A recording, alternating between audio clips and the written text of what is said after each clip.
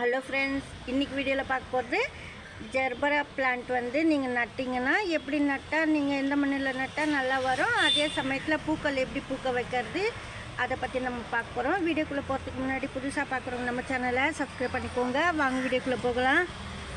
இப்போது இந்த ஜெர்பரா பாருங்கள், இது வந்து 2 இயர்ஸ் ஆகுது இது வாங்கி நம்ம வச்சு. ஆனால் பக்கத்தில் சரியாக கண்ணே போட மாட்டேங்குது. இருந்தாலும் நான் வந்து ஃபஸ்ட்டு வந்து நம்ம உயிரோடு இருக்கணும் பிளான்ட்டு, அதுக்கப்புறமா அதாவது அதுவே மண் ரெடி பண்ணிக்கணும் நம்ம போட போட.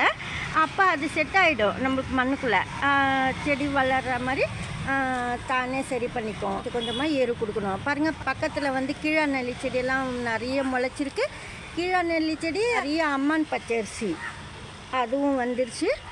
அதெல்லாம் நம்ம பக்கத்தில் எந்த செடி இல்லாமல் நீங்கள் பார்த்துக்கணும். நம்ம சாணமெல்லாம் போடுறோம் கவுடங்கு, அந்த கவுமேனூர் போடுறதுனால பக்கத்துலலாம் இது போலலாம் எழும்பி வரும்.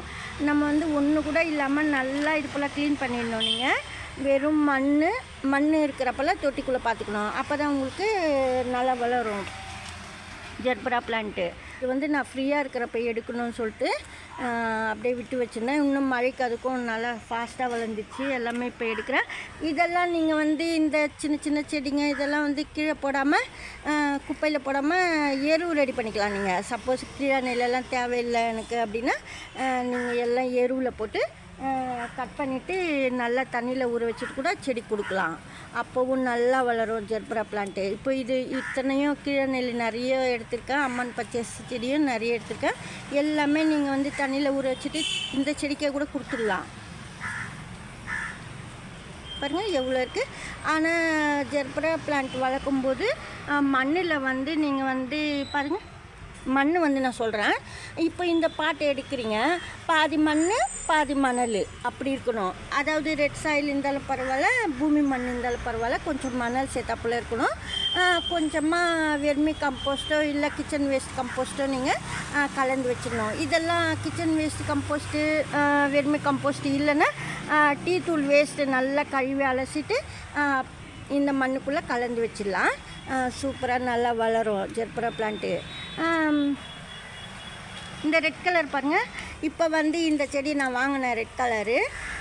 போன வாட்டி வாங்கினது வரல. ஏன்னா நம்ம வந்து செடிக்கு தண்ணி சரியாக ஊற்றலைனாலும் காஞ்சிடும் மாடியில். அதுக்கு சொல்கிறேன், ஏற்கனவே நடுவில் சொல்லியிருப்பேன் சரியாக தண்ணி விடலன்னு சொல்லிட்டு.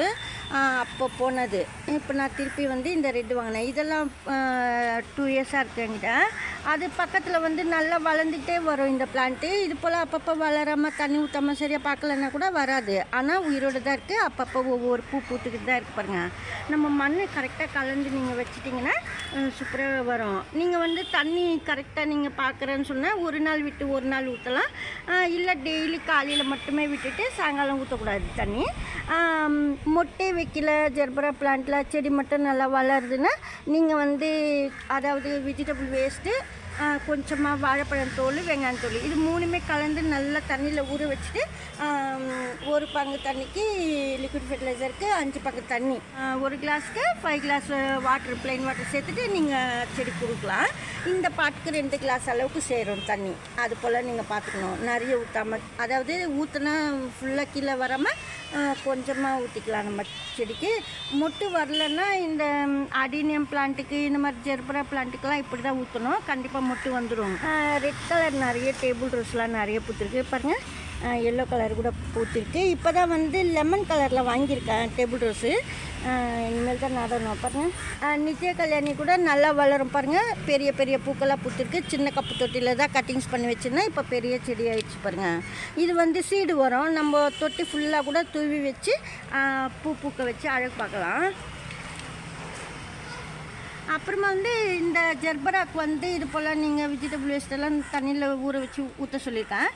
அதே சமயத்தில் கொஞ்சமாக வந்து மந்த்லி ஒன்ஸ் நீங்கள் வந்து வேப்ப இலையோ இல்லை இது வேப்ப முன்னாக்கு அதெல்லாம் நீங்கள் கொடுக்கணும்.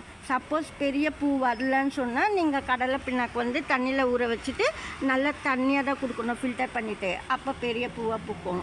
இன்றைக்கி ஜெர்பரா பிளான்ட் பற்றி பார்த்தோம். நாளைக்கு வேறு வீடியோவில் பார்க்கலாம். இந்த வீடியோவில் தான் பிடிச்சிருந்தா லைக் பண்ணுங்கள். நன்றி, தேங்க்யூ.